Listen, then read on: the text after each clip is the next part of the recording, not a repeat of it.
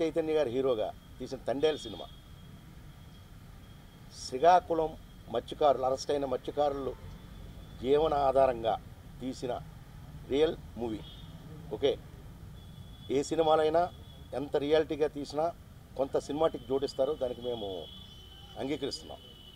కానీ ఆ రియల్ గాథను తీసేటప్పుడు దాంట్లో ముఖ్య ఘట్టాలను కూడా తీయవలసిన బాధ్యత సినిమా యూనిట్ మీద ఉందని చెప్పి మా అభిప్రాయం.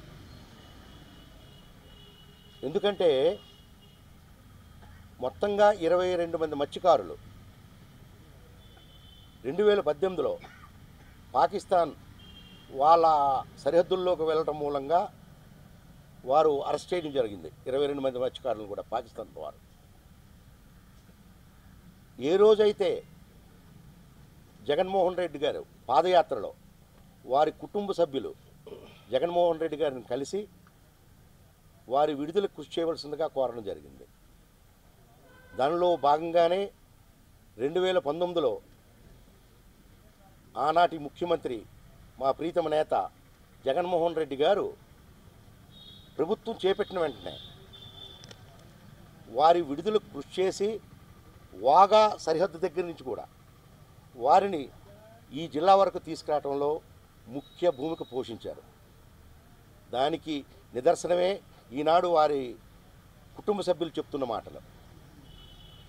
అంతేకాదు, ఎవరైతే అరెస్ట్ అయ్యారో వారందరికీ ప్రతి ఒక్కరికి వ్యక్తిగతంగా 5 లక్షల రూపాయలు కూడా సాయం చేయడం జరిగింది.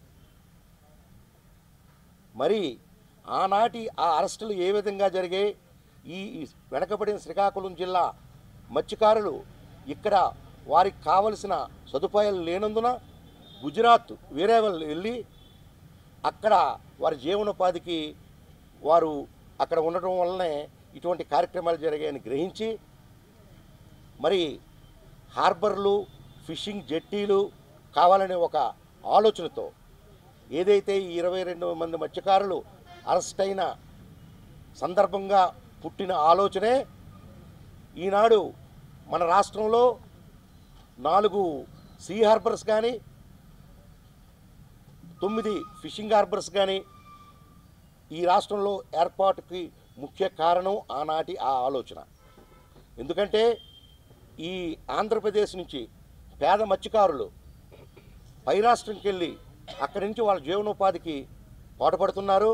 వారు ఈ విధంగా అవ్వకూడదనే ఒక మంచి ఆలోచనతో ఇక్కడ మత్స్యకారుల జీవితాలు బాగుపడని ఒక ఆలోచనతో దానిలో భాగమే మన మూలపేట సీపోర్టు, అలాగే బుడగట్లపాలెం ఫిషింగ్ హార్బర్, మంచినీళ్ళపేట వద్ద జెట్టి ఏర్పాటు చేయడం కూడా జరిగింది మన జిల్లాలో, ముఖ్యంగా మన శ్రీకాకుళం జిల్లాలో.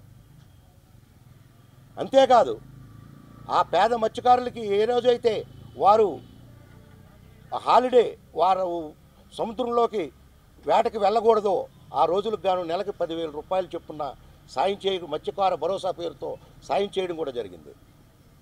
మరి వీటినన్నిటినీ విస్మరించి ఈ చిత్ర యూనిట్ జగన్మోహన్ రెడ్డి గారు పేరు చెప్తే ఈ కొత్త ప్రభుత్వంలో వారికి ఏమవుతుందనే ఒక భయంతో మరి ఆ జగన్మోహన్ రెడ్డి గారి పేరు చెప్పకపోవడానికి మేము తీవ్రంగా గ్రహిస్తున్నాం.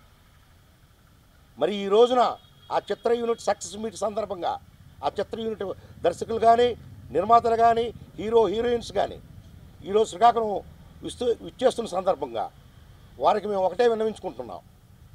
మీరు చిత్రంలో చెప్పలేదు, చిత్రంలో చూపించలేదు, అట్లీస్ట్ ఆ డయాస్ మూలకంగానే ప్రజలందరికి కూడా మీరు జగన్మోహన్ రెడ్డి గారు చేసిన కృషిని చెప్పాలని మేము డిమాండ్ చేస్తున్నాం. ఆ సందర్భంగానే ఈ కార్యక్రమం చేపట్టడం జరిగింది.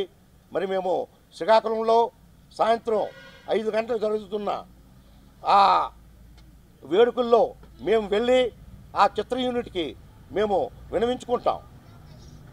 ఈ సందర్భంగా మా శ్రీకాకుళం మత్స్యకారుల గాథను తీసినందుకు ఆ చిత్ర యూనిట్కు అభినందన కూడా తెలియజేస్తున్నాం. కానీ మా నాయకుడు చేసిన కృషిని ఒక్కసారి మీరు ప్రజలకి చెప్పవలసిన బాధ్యత ఉంది. ఈనాడు జగన్మోహన్ రెడ్డి గారు చేసిన కృషి ఆ మగతం అనుకుంటాను. వాళ్ళ తాలూకా మా తల్లి, వాళ్ళ భర్త, 2 కుమారులు కూడా 22 మందిలో ఉన్నారు. ఆ మగతమ్మ చాలా క్లియర్గా మాకు జగన్మోహన్ రెడ్డి గారు దేవుడు, మా ఇంట్లో జగన్మోహన్ రెడ్డి గారు ఫోటో చూడందే మేము ఇంట్లో లెగము అని చెప్పే పరిస్థితి ఈరోజు ఉందంటే జగన్మోహన్ రెడ్డి గారి కృషి ఎంత ఉందో ఈరోజు ప్రజలందరికీ తెలియజేయాలి. ప్రజలందరికీ తెలుసు, కానీ సినిమా అనేది ప్రజలకి నేరుగా ఈజీగా ఒక చేరే ఇది. అందువల్ల ఆ చిత్ర యూనిట్ చెప్పాల్సిన అవసరం ఉంది. మీరు ఏదో సినిమాలు తీసుకుంటే మాకు సంబంధం లేదు, కానీ రియల్ గాథను తీశారు మీరు కూడా చెప్తున్నారు. ఏదైతే మత్స్యకారులు అరెస్ట్ అయ్యారో వాళ్ళ కథనే మేము చిత్రంలో తీసామని చెప్తున్నారు. ఈ సందర్భంగా మీరు రియల్గా తీశారు కాబట్టి ఓకే, సినిమాటిక్ మీరు కొంత చేర్చకపోతే సినిమా అనేది బయటికి రాదు, మేము దానికి అంగీకరిస్తాం. కానీ ముఖ్య ఘట్టాలను విస్మరించకూడదు. విస్మరించకుండా ఆయన పేరు చెప్పాలని చెప్పి డిమాండ్ చేస్తున్నాం. జై హింద్, జై జగన్. మరిన్ని వీడియోస్ కోసం ఛానల్ ని సబ్స్క్రైబ్ చేయండి. లేటెస్ట్ అప్డేట్స్ కోసం వాట్సాప్ ఛానల్ ని ఫాలో అవ్వండి. అండ్ లింక్ డిస్క్రిప్షన్ లో ఉంది.